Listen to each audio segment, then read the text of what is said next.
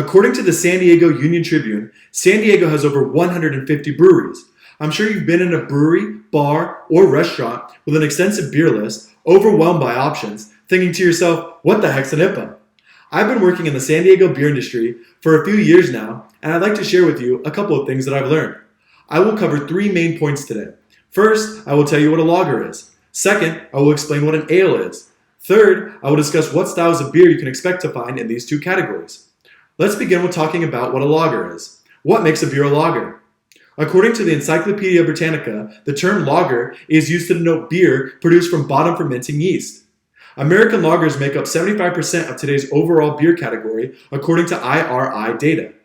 Anheuser-Busch, thanks to sales of Budweiser and Bud Light, leads the way in the US, controlling nearly 2/3 of the category. Now that we've defined a lager, let's talk about ales. What makes a beer an ale?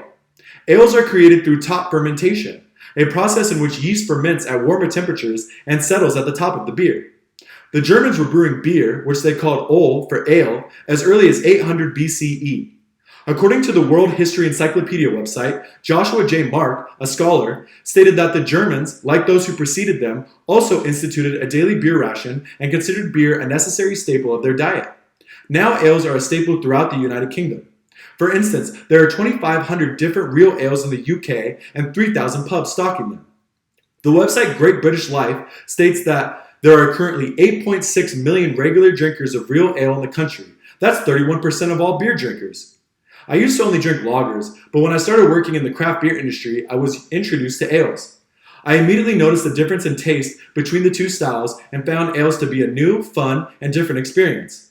Now that I have discussed what lagers and ales are, let's talk about what styles of beer fall into each category. One of the main hurdles when choosing a beer is knowing what taste to expect. Lagers tend to have a very clean and crisp taste, a lighter and more mild tasting beer.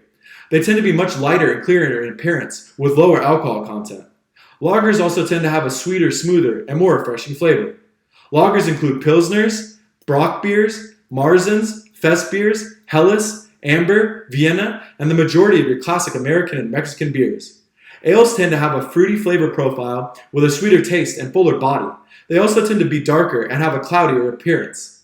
Ales include Hefeweizens, Wheats, Browns, Pales, Hazies, Porters, Stouts, Sours, Scotch, and Belgians. The first time I tried an IPA or India Pale Ale, I didn't like the overly hoppy, bitter taste, but I eventually learned to enjoy it and it quickly became one of my favorite beers. I have discussed first what lagers are, second I talked about what ales are, and third I mentioned what styles of beer fall into these two categories.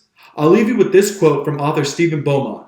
Anyone can drink beer, but it takes intelligence to enjoy beer.